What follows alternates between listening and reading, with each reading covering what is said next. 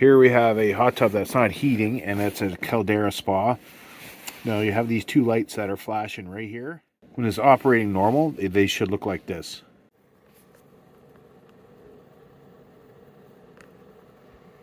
If you see these two flashing lights, the first thing you want to do is you're going to pull the filter.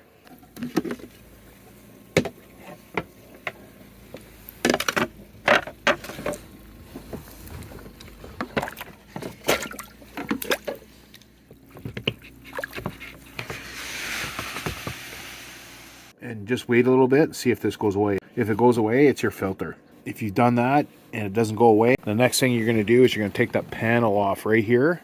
That's right in front of the keypad. So we're going to take this panel off right here. Once you get that panel off, you want to find the spa pack. You want to take this door off. There's two screws right here. So you got to take that door off.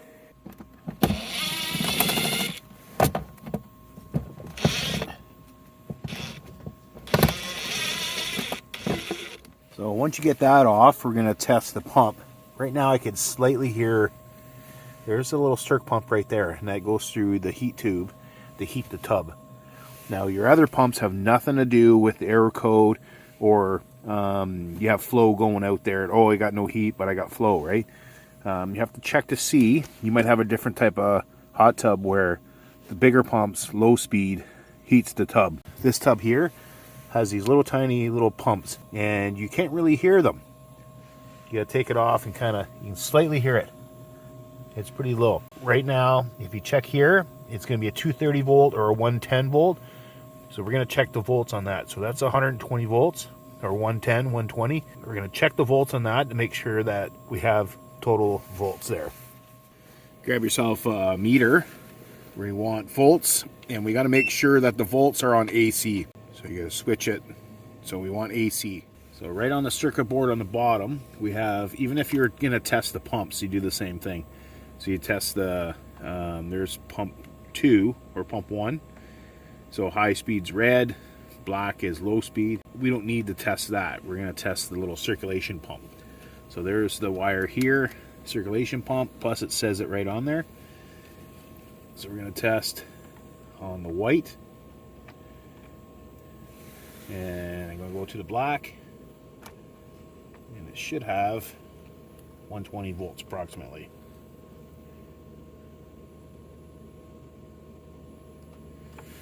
So 122 volts. So we're good there.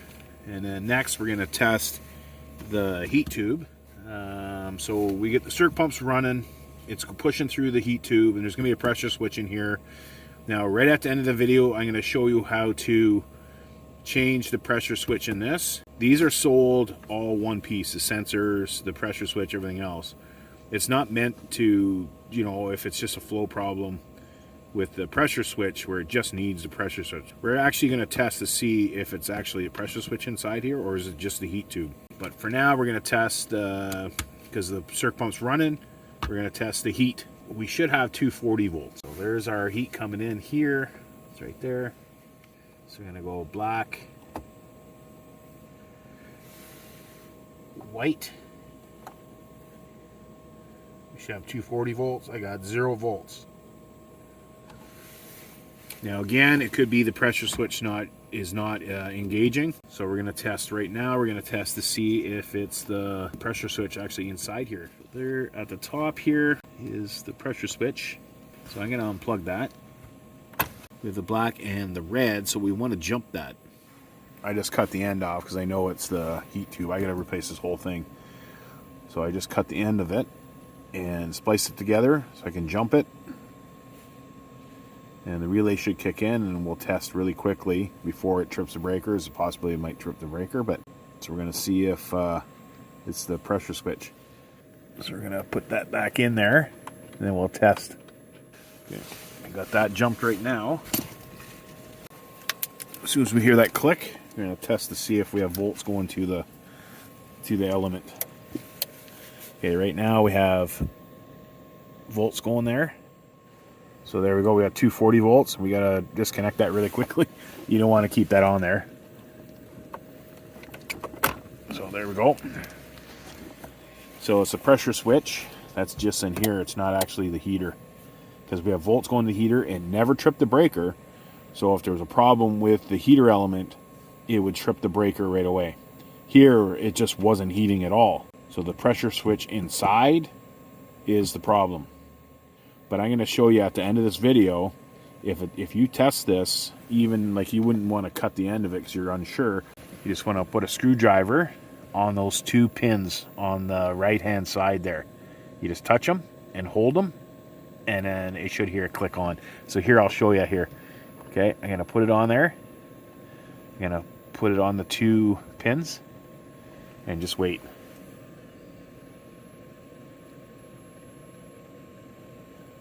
Yeah, make sure it's on there.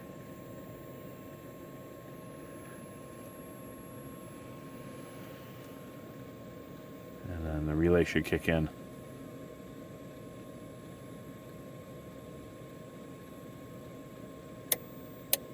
There you go, the relay just clicked in, so it's heating. Take that off.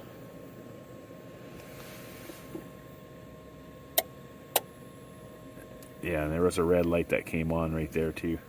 We're going to replace this heat manifold, and because I have that kinked hose manufacturing, I guess when they built it, there's a big kink there.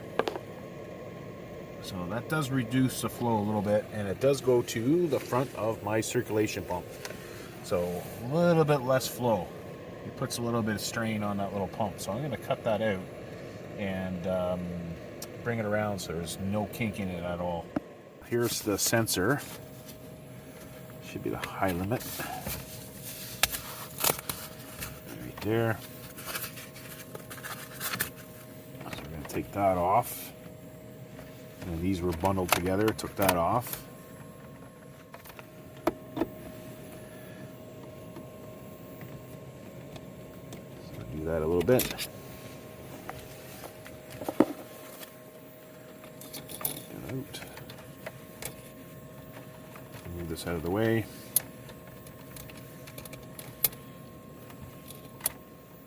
This is connected, so I gotta loosen this off here. But before we continue on, we're going to turn off the power, and I have to drain this whole tub.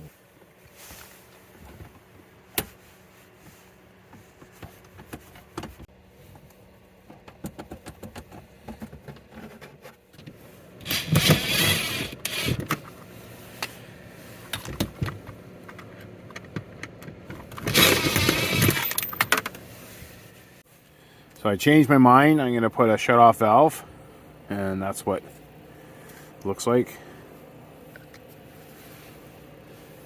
I'm going to put one around here, and then one on the bottom here, probably right there. There's one, we have to cut this back here, back over there. So I might have to leave that kink there, but try to push it back more, because I can't, there's no room in the back. I would have to move this out of the way, but if this was your tub, I would take the whole pump right out and try to get back here and bring it out. But I think I'll be able to get most of the kink out. So we'll see what happens. When it gets warmed up, you might push this kink out. Okay, we got that in, so I cut that back, put the shut off here. And it's hard to record, sorry. If you wanna know the parts and stuff like that, I'll link some of it down below in the video description. So now we got the shut off here. We're gonna take this out. We're just gonna join this to here. Down here, I don't really like that. So I'm still thinking about trying to get back here, but it's there's no room. So it's pretty kinked up. So and it's full of water and it's really cold. So that might be something we have to deal with. For now, we're going to deal with this. So I'm just going to replace all this anyway. I don't know if there's any space in between.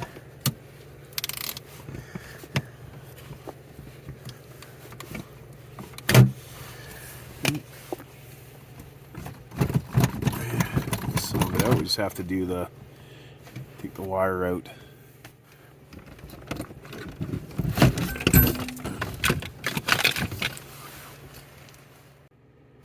Okay, got it out.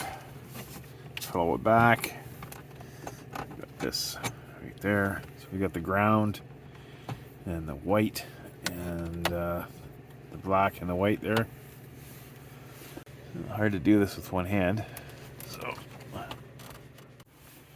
okay, we had to take the ground off there too. And if you want to know how to take these off, which was a pain in the butt, a smaller screwdriver than this, go up on a 45-degree angle and then you'll go down. There's a little clip in there. So you go like that, opens it up. Even when we go to put it back in, we have to go like that, up, and you'll feel it. And then it pushes down. Then we can put the wire up or take it out.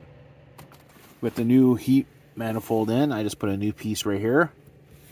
Clicked it in, and to slip it in easier, you have to heat it up and put some glue on it a little bit, so you just some lubricant, so it slides in better. Trust me, it slides in way better. Right here to hold that up, push that in there, screw that one on there. We put the foam piece right here back, kind of just hold it like that. So we just have to deal with this here. I still haven't decided what I'm going to do here because the tub's still kind of like some water in it on the bottom. Okay, we got everything in. We got our ground wire back on. We got our high limit sensor back on. We have the pressure switch cord back on. We have it hooked up, the new heat manifold. You got to do that when it's a little warmer out, because I got to take everything all out. But if you had something like this, cut it back further, move this pump out of the way, put a coupling, and then make sure there's no kink at all. I'm getting a little bit of water because that was right from manufacturing, so it's not like it wasn't working before, but it's away from the pump. So what happens is this pump will move slightly when you turn it on and off, and it will dig a little hole right in that corner, and it will be squirting out. At some point it would. Okay. So we have our shutoffs for in the future. So when we have to replace anything, like the circulation pump or the heat manifold again, then we can just isolate it here and then not worry about it. But keep on watching if you want to learn how to deal with this. Okay, so it's almost full and we can turn it back on now.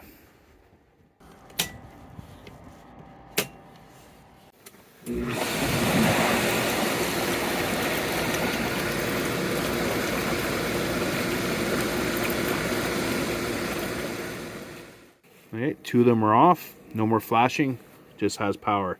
So everything's good. Let's confirm it and we'll test the heater element. And we tested the heater again, and we got 240 volts.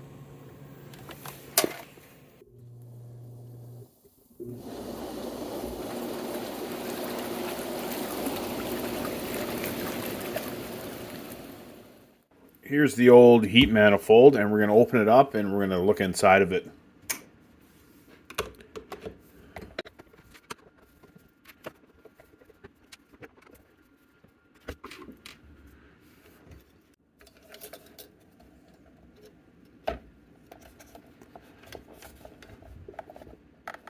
So it looks like the pressure switch was leaking. Right there, see all the white stains. Let's see if we can get this off here. Now you can also see when this was shut, there was some, when it was closed up, you can see this white crusty stuff all along here. Now if you see water coming out of there, there's supposed to be a gasket in there, but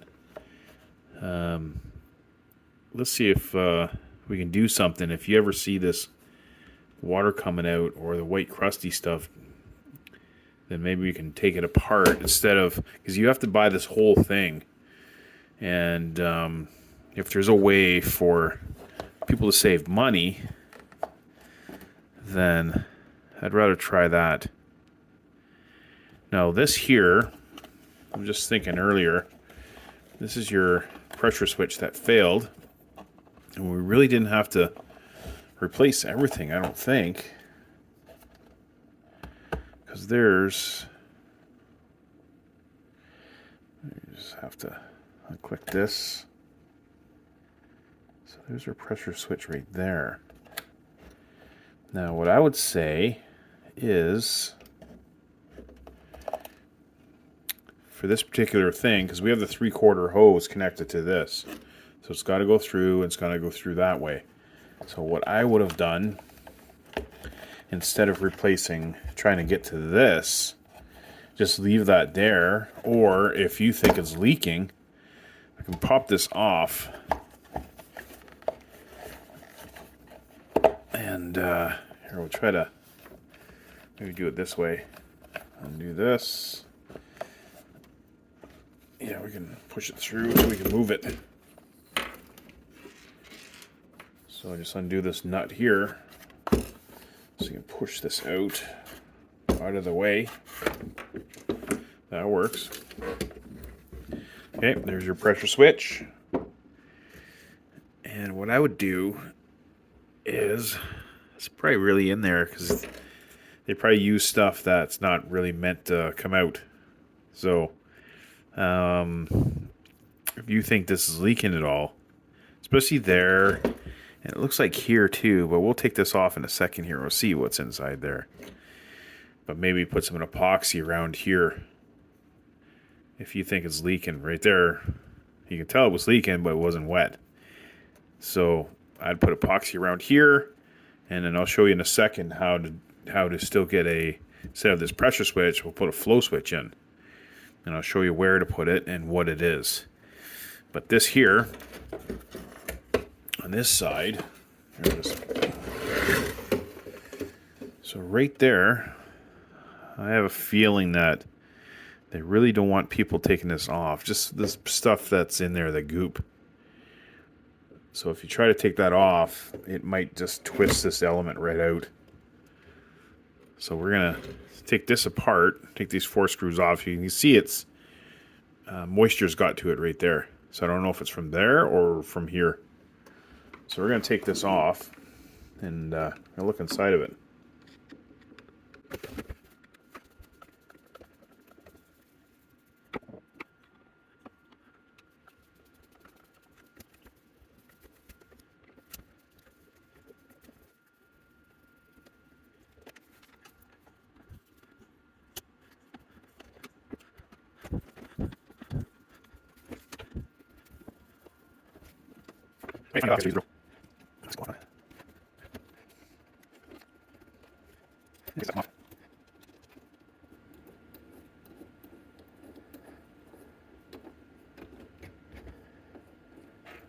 Now this is a 4 kilowatt, and I don't even know if you can find an element like this. I want to see what's inside of it first. Because if you ever take this apart, kind of weird. I don't know if it's meant to come out.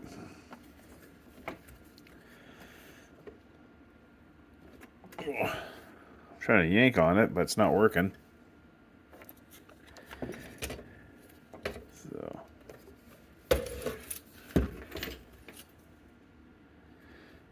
I can't see any other screws, and that's kind of weird too. That this plastic's kind of warped a bit, maybe from the heat. So.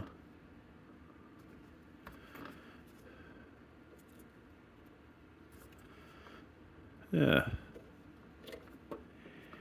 So there you go. That's inside there. I can't yank this out. I'm sure if I really reef on it. But it should pull out, but just not. Okay, let's forget about that. Let's go back to the pressure switch.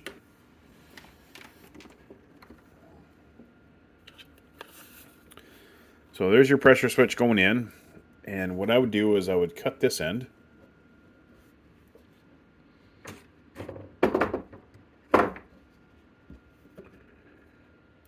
Cut that end. And the other end will be hooked up to the spot where your pressure switch is. So I guess you have to get in there and take this knot out they put. And I guess the job I just did, I could have done it this way. I was just thinking about it after, because there's other heat tubes out there, heat manifolds that we have to do this. Put a flow switch. So the other end will be connected, and then this end, you would just splice it and splice it to the other end of the flow switch. That looks like this. And just cut the other end of that one and splice it together, tape it all up, and hook it on the opposite side of the discharge. So the bottom, if you remember, the pump was low, so the circ pump's here, and it pushes out, goes around, and this is the out right here. And we could probably put the flow switch, because it was all open right there. So you cut a piece out, whatever the length of the flow switch, and just measure it, just cut it, put some clamps. There you go. And there's your flow switch, and you got to make sure it's going in that direction, because there's an arrow on the flow switch. And that's what I would do, because that's what I could have done with this. The last job, this pressure switch failed. The heater was fine, so technically I could still use this if down the road, if somebody say their heater element went on this, but the pressure switch was good, I could do that. Like if there's another job, like I probably use this on another job if the pressure switch was gone on the other person's, but the heater element. Oh. I could probably use this on another job if the heater element goes. And I would just maybe use the flow switch, eliminate this altogether. Because this style here is in a few tubs: Jacuzzi, Sundance. This one is the Caldera Spas. And they're a little pricey on these ones here, but there's other ones that fit in there. But I think they put this epoxy in there on purpose so you can't take it out. So, and I don't think this is a circuit board on top of it. So I think a normal pressure switch would work, because the way I said to do it here, we do it on other types of tubs. I forget the name of the other tub we use, but there's another tub we bypass the pressure switch and we just put a flow switch in. Well, there you go. You saw the inside of this heater, and I thought I would find maybe a part I could, for the heater. But it looks like no. But at least I know this is the reason why I take stuff apart. I'm interested to see how they put stuff together, and why they say you have to buy this all one piece, and if there's a way of bypassing that, because they're not cheap, right? So we would have saved, if I would have used the pressure switch, this is maybe $200 more than if I bought a pressure switch and put it in, and it would have been a lot faster to put in, way faster. So I probably would have saved about $200 Canadian. So there you go. You like this video? Make sure you like and subscribe. If you like this video, make sure you like and subscribe.